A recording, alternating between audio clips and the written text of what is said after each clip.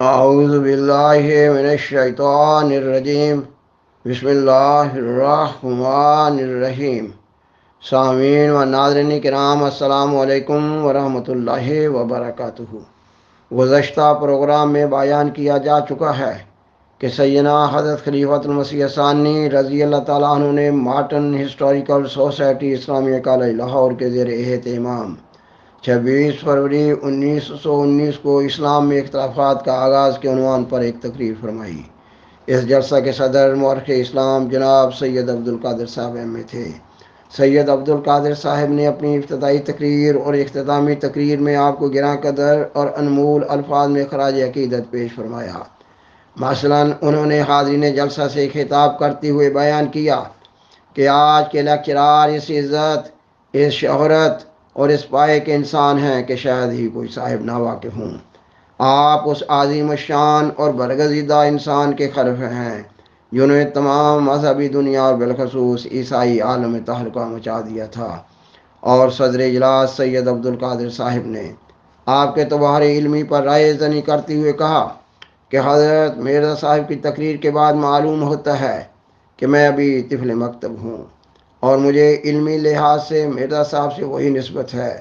جو ایک عام لیمپ کو بجلی کے لیمپ سے ہوتی ہے۔ سامعین و ناظرین کرام، آج کے پروگرام میں سیدنا حضرت خلیفۃ المسیح ثانی رضی اللہ تعالیٰ عنہ کی اس تقریر کی تیسری قسط پیش کی جا رہی ہے۔ گزشتہ سے پیوستہ حضرت امام جماعت احمدیہ بیان فرماتے ہیں، آپ یعنی حضرت عثمان رضی اللہ تعالیٰ عنہ کے مسند خلافت پر متمکن ہونے سے 6 سال تک حکومت میں کسی قسم کا کوئی فتنہ نہیں اٹھا، بلکہ لوگ آپ سے بالعموم بہت خوش تھے۔ اس کے بعد یکدم ایک ایسا فتنہ پیدا ہوا جو بڑھتے بڑھتے اس قدر ترقی کر گیا کہ کسی کے روک کے نہ رک سکا، اور انجام کار اسلام کے لیے سخت مضر ثابت ہوا۔ 1300 برس گزر چکے ہیں،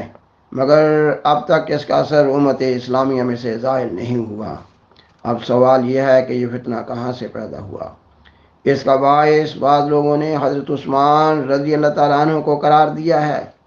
اور بعض نے حضرت علی رضی اللہ تعالیٰ عنہ کو۔ بعض کہتے ہیں کہ حضرت عثمان رضی اللہ تعالیٰ عنہ نے بعض بدعتیں شروع کر دی تھیں جن سے مسلمانوں میں جوش پیدا ہو گیا، اور بعض کہتے ہیں کہ حضرت علی رضی اللہ تعالیٰ عنہ نے خلافت کے لیے خفیہ کوشش شروع کر دی تھی اور حضرت عثمان رضی اللہ تعالیٰ عنہ کے خلاف مخالفت پیدا کر کے انہیں قتل کرا دیا تاکہ خود خلیفہ بن جائیں۔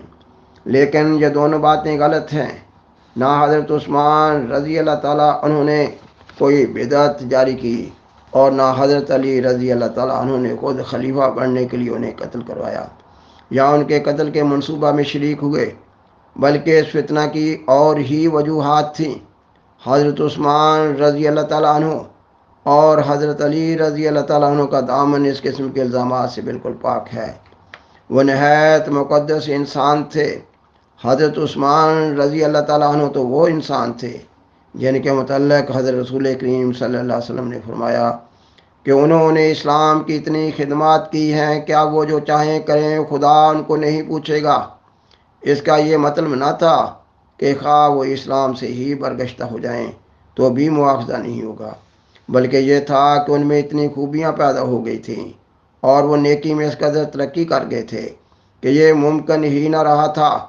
کہ ان کا کوئی فعل اللہ تعالیٰ کے احکام کے خلاف ہو۔ پس حضرت عثمان رضی اللہ تعالیٰ عنہ ایسے انسان نہ تھے کہ وہ کوئی خلاف شریعت بات جاری کرتے، اور نہ حضرت علی رضی اللہ تعالیٰ عنہ ایسے انسان تھے کہ خلافت کے لیے خفیہ منصوبے کرتے۔ سامعین و ناظرین کرام، سیدنا حضرت خلیفۃ المسیح ثانی رضی اللہ تعالیٰ عنہ نے اپنی تقریر جاری رکھتے ہوئے فرمایا، جہاں تک میں نے غور کیا اور مطالعہ کیا ہے، اس فتنہ حائلہ کی 4 وجوہ ہیں۔ اول، عموماً انسانوں کی طبیعت حصول جاہ و مال کی طرف مائل رہتی ہے، سوائے ان لوگوں کے جن کے دلوں کو خدا تعالیٰ نے خاص طور پر صاف کیا ہو۔ صحابہ رضی اللہ تعالیٰ عنہم کی عزت اور ان کے مرتبہ اور ان کی ترقی اور حکومت کو دیکھ کر نو مسلموں میں سے بعض لوگ جو کامل الایمان نہ تھے حسد کرنے لگے، اور جیسا کہ قدیم سے سنت چلی آئی ہے اس بات کی امید کرنے لگے کہ یہ لوگ حکومت کے کاموں سے دستبردار ہو کر سب کام ہمارے ہاتھوں میں دے دیں اور کچھ اور لوگوں کو بھی اپنا جوہر دکھانے کا موقع دیں۔ ان لوگوں کو یہ بھی برا معلوم ہوتا تھا کہ علاوہ اس کے کہ حکومت صحابہ رضی اللہ تعالیٰ عنہ کے قبضہ میں تھی، اموال میں بھی ان کو خاص طور پر حصہ ملتا تھا۔ پس یہ لوگ اندر ہی اندر جلتے رہتے تھے اور کسی ایسے تغیر کے منتظر تھے جس سے یہ انتظام درہم برہم ہو کر حکومت ان لوگوں کے ہاتھوں میں آ جائے اور یہ بھی اپنے جوہر لیا کر دکھا دیں اور دنیاوی وجاہت اور اموال حاصل کریں۔ دنیاوی حکومتوں میں ایسے خیالات ایک حد تک قابل معافی ہو سکتے ہیں، بلکہ بعض اوقات معقول بھی کہلا سکتے ہیں، کیونکہ اول دنیاوی حکومتوں کی بنیاد کلی طور پر ظاہری اسباب پر ہوتی ہے، اور ظاہری اسباب ترقی میں سے ایک بہت بڑا سبب نئے خیالات اور نئی روح کا کالم میں داخل کرنا بھی ہے، جو اسی صورت میں ممکن ہے کہ پہلے کام کرنے والے خود بخود کام سے علیحدگی اختیار کر کے دوسروں کے لیے جگہ چھوڑ دیں۔ دوم، حکومت دنیاوی کو چونکہ نیابت عامہ کے طور پر اختیارات ملتے ہیں، اس لیے عوام کی رائے کا احترام اس کے لیے ضروری ہے اور لازمن ہے کہ وہ لوگ اس کے کاموں کے انصرام میں خاص دخل رکھتے ہوں جو عوام کے خیالات کے ترجمان ہوں۔ مگر دینی سلسلہ میں معاملہ اس کے بالکل برعکس ہے۔ وہاں ایک مقررہ قانون کی پابندی سب اصول سے مقدم اصل ہوتا ہے، اور اپنے خیالات کا دخل سوائے ایسی فروعات کے جن سے شریعت نے خود خاموشی اختیار کی ہو قطعاً ممنوع ہے۔ دینی سلسلوں کو اختیارات خدا تعالیٰ کی طرف سے ملتے ہیں، اور اس کی تمام انتظام جن لوگوں کے ہاتھوں میں ہوتی ہے ان کا فرض ہوتا ہے کہ امور دینیا میں وہ لوگوں کو راستہ سے ادھر ادھر نہ ہونے دیں، اور بجائے اس کے کہ وہ لوگوں کے خیالات کی ترجمانی کریں، ان پر واجب ہوتا ہے کہ وہ لوگوں کے خیالات کو اس سانچہ میں ڈالیں جو کہ خدا تعالیٰ کی طرف سے اس زمانہ کی ضروریات کے مطابق تیار ہوا ہے۔ غرض اسلام کی حقیقت کو نہ سمجھنے کی وجہ سے یہ اعتراضات ان لوگوں کے دلوں میں پیدا ہوتے تھے۔ وہ نہ سوچتے تھے کہ خلافت اسلامیہ کوئی دنیاوی حکومت نہ تھی، نہ صحابہ رضی اللہ تعالیٰ عنہم عام امرائے دولت، بلکہ خلافت اسلامیہ ایک مذہبی انتظام تھا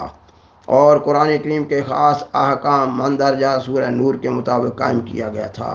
اور صحابہ رضی اللہ تعالیٰ عنہم وہ ارکان دین تھے جن کی اعتبار روحانی مدارج کے حصول کے لیے خدا تعالیٰ نے فرض کی تھی۔ صحابہ رضی اللہ تعالیٰ عنہم نے اپنے کاروبار کو ترک کر کے، ہر قسم کی مسکنت اور غربت کو اختیار کر کے، اپنی جانوں کو خطرہ میں ڈال کر، اپنے عزیز و اقربا کی صحبت و محبت کو چھوڑ کر، اپنے وطنوں کو خیر بات کہہ کر، اپنے خیالات و جذبات کو قربان کر کے حضرت صلی اللہ علیہ وسلم کی محبت و صحبت کو اختیار کیا تھا، اور بعد میں قریباً 1/4 آپ صلی اللہ علیہ وسلم کی شاگردی اختیار کر کے اسلام کو سبکن پڑھا تھا اور اس پر عمل کر کے اس کا عملی پہلو مضبوط کیا تھا۔ وہ جانتے تھے کہ اسلام سے کیا مطلب ہے، اس کی کیا غرض ہے، اس کی کیا حقیقت ہے، اس کی تعلیم پر کس طرح عمل کرنا چاہیے اور اس پر عمل کر کے کیا فوائد حاصل ہو سکتے ہیں۔ پس وہ کسی دنیاوی حکومت کے بادشاہ اور اس کے ارکان نہ تھے، وہ سب سے آخری دین اور خاتم النبیین صلی اللہ علیہ وسلم کی لائی ہوئی شریعت کے معلم تھے، اور ان پر فرض کیا گیا تھا کہ اپنے عمل سے، اپنے قول سے، اپنی حرکات سے، اپنی سکنات سے اسلام کی ترجمانی کریں اور اس کی تعلیم لوگوں کے دلوں میں نقش کریں اور ان کے جوہرے پر اس کو جاری کریں۔ وہ استبداد کے حامی نہ تھے بلکہ شریعت غراء کے حامی تھے۔ وہ دنیا سے متنفر تھے، اور اگر ان کا بس ہوتا تو دنیا کو ترک کر کے گوشہ تنہائی میں جا بیٹھتے اور ذکر خدا سے اپنے دلوں کو راحت پہنچاتے، مگر وہ اس ذمہ داری سے مجبور تھے جس کا بوجھ خدا اور اس کے رسول صلی اللہ علیہ وسلم نے ان کے کندھوں پر رکھا تھا۔ پس وہ جو کچھ کرتے تھے اپنی خواہش سے نہیں کرتے تھے، بلکہ خدا تعالیٰ کے حکم کے ماتحت اور اس کے رسول کی ہدایات کے مطابق کرتے تھے، اور ان پر حسد کرنا یا بدگمانی کرنا ایک خطرناک غلطی تھی۔ باقی رہا یہ اعتراض کہ صحابہ رضی اللہ تعالیٰ عنہ کو خاص طور پر اموال کیوں دیے جاتے تھے، یہ بھی ایک وسوسہ تھا، کیونکہ صحابہ رضی اللہ تعالیٰ عنہ کو جو کچھ ملتا تھا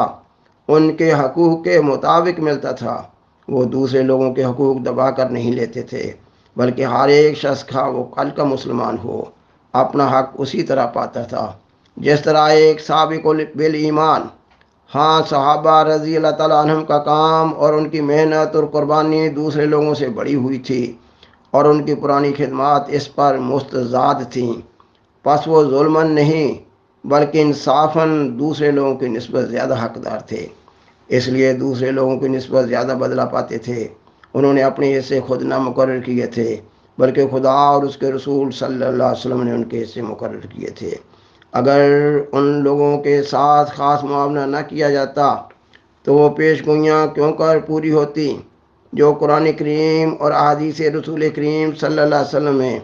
ان لوگوں کی ترقی اور ان کے اقبال اور ان کی رفاحت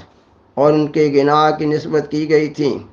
اگر حضرت عمر رضی اللہ تعالیٰ عنہ کسریٰ کی حکومت کے زوال اور اس کے خزانوں کی فتح پر کسریٰ کے کڑے سراقہ بن مالک کو نہ دیتے اور نہ پہناتے تو رسول کریم صلی اللہ علیہ وسلم کی وہ بات کیوں کر پوری ہوتی کہ میں سراقہ رضی اللہ تعالیٰ عنہ کو کے ہاتھ میں کسریٰ کے کڑے دیکھتا ہوں۔ سامعین و ناظرین کرام، یہ مضمون ابھی جاری ہے۔ بالآخر درخواست ہے کہ برائے مہربانی اس پروگرام کو دوسرے سے شیئر کریں۔ سامعین و ناظرین کرام، یہ مضمون ابھی جاری ہے۔ بالآخر درخواست ہے کہ برائے مہربانی اس پروگرام کو دوسروں سے شیئر کریں اور حاضرائے کرم اس چینل کو سبسکرائب کریں۔ جزاکم اللہ تعالی احسن الجزا، وآخر دعوانا ان الحمد للہ رب العالمین، والسلام علیکم ورحمۃ اللہ وبرکاتہ۔ شکریہ۔